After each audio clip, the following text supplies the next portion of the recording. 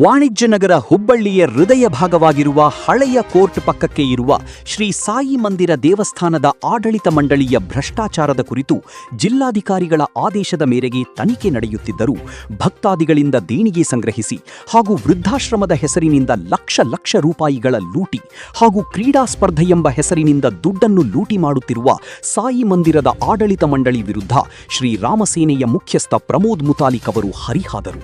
ಮುಂದೆ ಅವರು ಹೇಳುತ್ತಾ, ನಮ್ಮ ದೇಶದಲ್ಲಿ ಮಠ, ಮಂದಿರ, ದೇವಸ್ಥಾನಗಳಿಗೆ ವಿಶೇಷವಾದ ಸ್ಥಾನ ಇದೆ.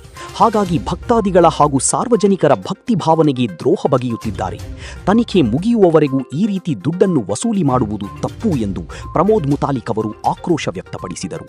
ತನಿಖೆ ಮುಗಿದಾದ ಮೇಲೆ ಏನಾದರೂ ಮಾಡಿಕೊಳ್ಳಿ, ಅಲ್ಲಿವರೆಗೂ ಕಾನೂನಿಗೆ ಗೌರವ ಕೊಡಿ ಎಂದು ಆಡಳಿತ ಮಂಡಳಿಗೆ ಮುಟ್ಟಿ ನೋಡಿಕೊಳ್ಳುವ ಹಾಗೆ ಮಾತಿನ ಚಾಟಿ ಬೀಸಿದರು. ಆನಂದ್ ಬೆಳಗಲ್, ಕರಾಳ ಸತ್ಯ ನ್ಯೂಸ್, ಹುಬ್ಬಳ್ಳಿ.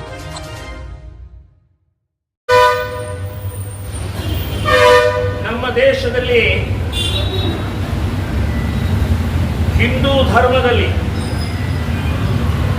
ದೇವಸ್ಥಾನಕ್ಕೆ ಬಹಳ ದೊಡ್ಡ ಸ್ಥಾನ ಇದೆ. ಮಠ ಮಂದಿರಗಳು ನಮ್ಮ ಇಡೀ ಹಿಂದೂ ಧರ್ಮದ ಸಂಸ್ಕೃತಿಗೆ ಕೇಂದ್ರ ಸ್ಥಾನಗಳಾಗಿದ್ದಾವೆ.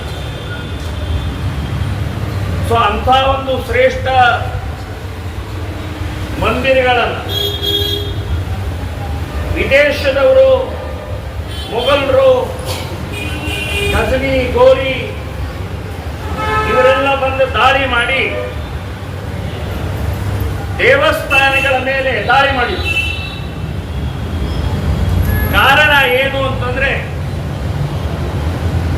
ದೇವಸ್ಥಾನಗಳು ಹಿಂದೂ ಧರ್ಮದ ಕೇಂದ್ರ ಸ್ಥಾನಗಳಿದ್ದಾವೆ.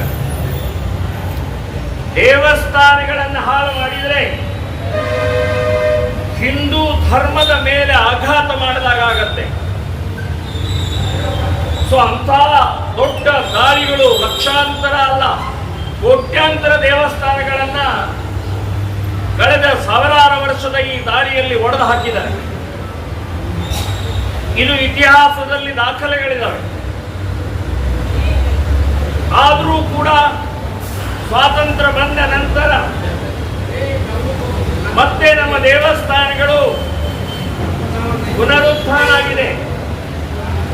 ಪಾವಿತ್ರ್ಯತೆಯನ್ನು ಉಳಿಸುವಂತಹ ಪ್ರಕ್ರಿಯೆ ನಿರಂತರವಾಗಿ ನಡೀತಾ ಬಂದಿದೆ. ಸೊ ನಮ್ಮ ದೇವಸ್ಥಾನ ಅಂತಂದ್ರೆ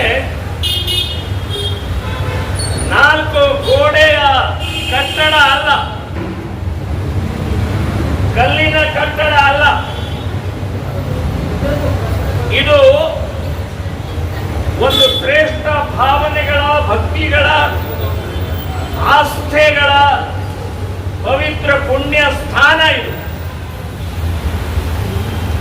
ಸೊ ಇಲ್ಲಿ ಆ ಪವಿತ್ರತೆಯನ್ನು ಉಳಿಸಬೇಕಾಗಿದೆ.